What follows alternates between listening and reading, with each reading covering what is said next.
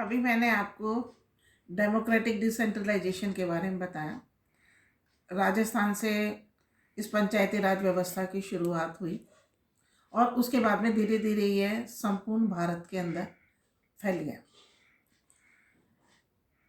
अब इस संस्था के अंदर यह है कि ये जो पंचायती राज व्यवस्था जो बनाई गई और जब ये भारत सरकार को इसको दिया गया तो भारत सरकार ने बलवंत राय मेहता से पूछा कि इस पर नियंत्रण किसका रखा जाए। बलवंत राय मेहता ने उनको जवाब दिया कि ये आप खुद तय करें कि डायरेक्ट आपके नियंत्रण में रहना है या राज्य सरकारों के नियंत्रण में रहना है। भारत सरकार ने जब इस पर काफ़ी विचार विमर्श किया तो उन्हें लगा कि इस पंचायती राज संस्थाओं से संबंधित नीतियां और कार्यक्रम तो भारत सरकार बनाए और ये संस्थाएं जो हैं राज्य सरकार के नियंत्रण में रहें। राज्य सरकार जो है वह इन संस्थाओं को ज़्यादा अच्छे से नियंत्रित कर सकती है। तो राज्य सरकार के नियंत्रण में इन संस्थाओं को रखा गया। राज्य सरकार जो है इन संस्थाओं के चुनाव, इन संस्थाओं की वित्तीय स्थिति आदि के लिए राज्य सरकार ही जिम्मेदार रहने लगी। प्रत्येक 3 वर्ष में इन संस्थाओं का चुनाव होना था। शुरुआत में तो इन संस्थाओं के चुनाव जो हैं समय समय पर होते रहे, लेकिन 1967 के बाद में जब राज्यों के अंदर बहुत सारे क्षेत्रीय दलों का गठन होने लगा और केंद्र और राज्यों के मध्य अलग अलग दलों की सरकार की स्थापना होने लगी, तो केंद्र सरकार और राज्य सरकारों के मध्य कोऑर्डिनेशन अर्थात समन्वय की स्थिति जो है वह बहुत खराब होने लगी। दोनों सरकारों के मध्य, केंद्र सरकार और राज्य सरकार के मध्य समन्वय स्थापित नहीं होने लगा। तो धीरे धीरे राज्य सरकार जो है इन संस्थाओं के प्रति जो है थोड़ी सी निरंकुश सी होने लगी। वह क्या करते कि इन राज्य सरकारों ने इन संस्थाओं का चुनाव नहीं करवाने लगी। कारण जो है इन संस्थाओं के वित्त जो है वह रोक लिया जाता था। तो ये संस्थाएं जो हैं वित्त की कमी से जूझने लगी। धीरे धीरे इन संस्थाओं की तरफ से ये मांग उठने लगी कि इन संस्थाओं को संवैधानिक आधार प्रदान किया जाए, क्योंकि ये संस्थाएं संविधान लागू होने के, संविधान निर्माण के बाद में स्थापित की गई है, अर्थात ये संस्थाएं संवैधानिक संस्थाएं नहीं थी। अगर ये संस्थाओं को संवैधानिक आधार मिल जाता तो इन संस्थाओं के भी राज्य सरकारों और केंद्रीय सरकार की भांति प्रत्येक 5 वर्ष में स्वतः ही चुनाव होने लग जाते। तो धीरे धीरे इनकी मांग उठने लगी।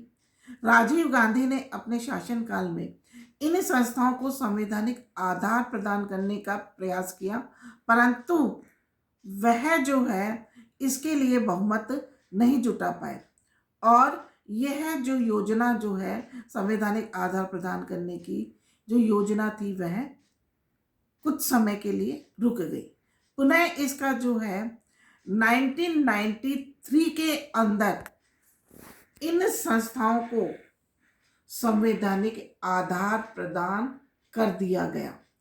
अप्रैल 93 के अंदर पंचायती राज संस्थाओं को 73वें संविधान संशोधन के माध्यम से संवैधानिक आधार प्रदान किया गया। उसी तरीके से जून 93 के अंदर 74वें संविधान संशोधन के माध्यम से नगरीय स्थानीय संस्थाओं को संवैधानिक आधार प्रदान किया गया। अब ये जो संस्थाएं हैं यह संस्थाएं संवैधानिक संस्थाएं हो गई। 73वें संविधान संशोधन की कुछ विशेषताएं हैं जिन्होंने इन संस्थाओं के अंदर प्राण डाल दिए हैं, इन संस्थाओं को जीवन दान प्रदान किया है, वह कुछ विशेषताएं जो हैं वह मैं आपको बताने जा रही हूँ। 73वें संविधान संशोधन की पहली विशेषता यह है कि यह संस्थाएं अब संवैधानिक संस्थाएं बन गई हैं। नंबर 2, इन संस्थाओं के प्रति 5 वर्ष राज्य सरकार और केंद्रीय सरकार की भांति चुनाव करवाए जाएंगे। तीसरी इसके बात है, इन प्रत्येक राज्य के अंदर एक राज्य निर्वाचन आयोग की स्थापना की जाएगी जो इन संस्थाओं के निर्वाचन के लिए जिम्मेदार होगा।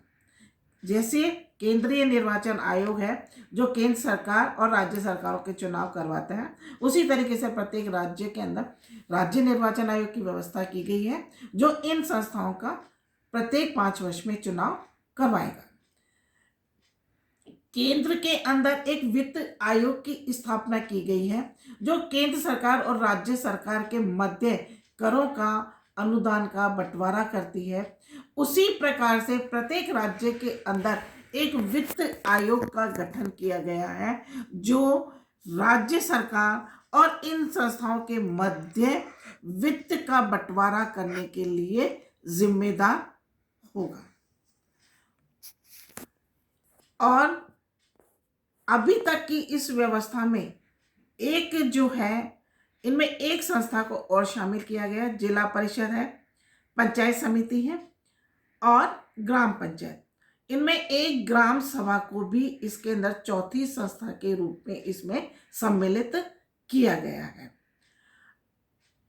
जहां पहले जो व्यवस्था थी, बलवंत राय मेहता ने जो 3 टायर सिस्टम दिया था जिसके अंदर केवल ग्राम पंचायत के प्रत्यक्ष रूप से निर्वाचन होते थे और पंचायत समिति और जिला परिषद के अप्रत्यक्ष रूप से निर्वाचन होते थे, वहां पर 73वें संविधान संशोधन के अंदर यह व्यवस्था की गई कि अब ग्राम पंचायत, पंचायत समिति और जिला परिषद तीनों संस्थाओं के सदस्यों का प्रत्यक्ष रूप से निर्वाचन होगा।